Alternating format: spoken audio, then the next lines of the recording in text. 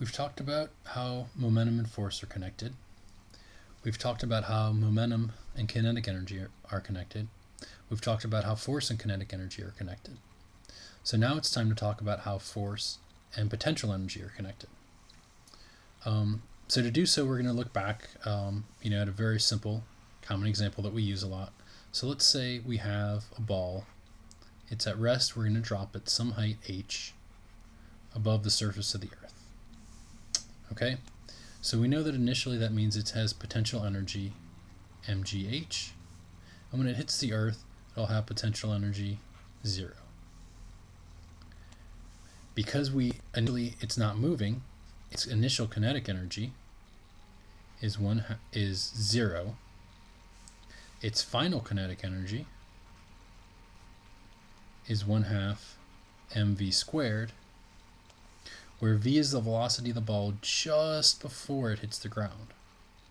Right? So while it's, as soon as it hits the ground, of course, its velocity is 0, and we have a collision happening. But if we look at it just before that time, it's going to have a velocity v. Okay, so now we want to look at what's happening. Well, we said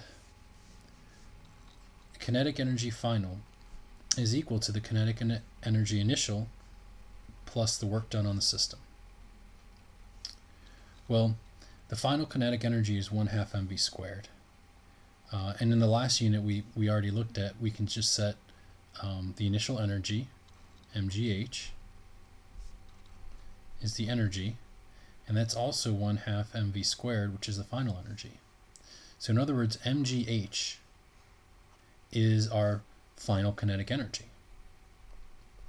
So going back to our equation above, this tells us that mgh is equal to our initial kinetic energy, which is 0, plus the work done. So the work that we did on this system is mgh. Now let's look at the potential energy. Again, we said initially the potential energy is mgh. The final kinetic energy is 0. So potential energy final is equal to so the final kinetic energy minus the initial potential energy is minus mgh, right? Because we had a 0 minus mgh. So in other words, the change in the potential energy is equal to the negative of the work. So this is how work and potential energy are related. So work is minus the change in potential energy. Well, if work is minus the change in potential energy, then this is telling us that the change in potential energy is equal to minus the integral of f dot dr. So now we see how force and potential energy are related. So we see that if we integrate force times the distance that it's being applied, and take the negative of that, that's our change in potential energy. Okay? And often we'll just call that V. We'll just call that the potential energy. Okay? So now we can work backwards. So if we know the integral formula, right, now we can take a derivative of both sides with respect to r. And so now we see if we have just a one-dimensional force, for example, so this would be something like f dot dr is just equal to f dx. And then this is equal to the change in potential. So that means that force, this the minus of the change in potential. So force is equal to minus dv dx.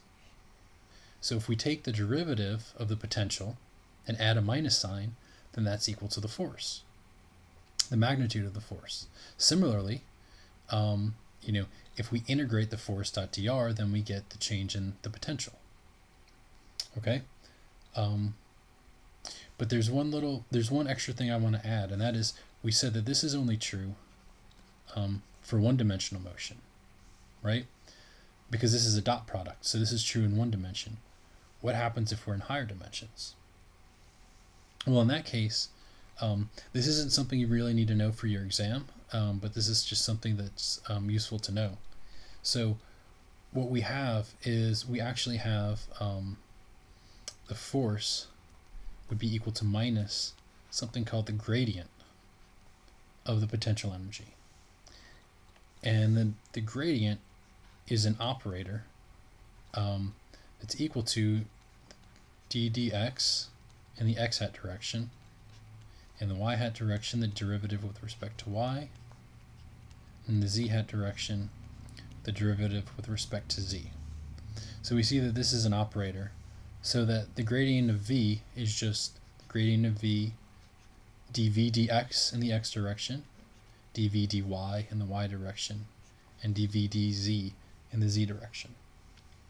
So again, this isn't something I expect you to know for your exam, but I think that there are enough of you that would wonder if, well, this is what happens if we connect a force and energy and potential energy in one dimension. How would we do it in higher dimensions? And so this is how you do it in higher dimension.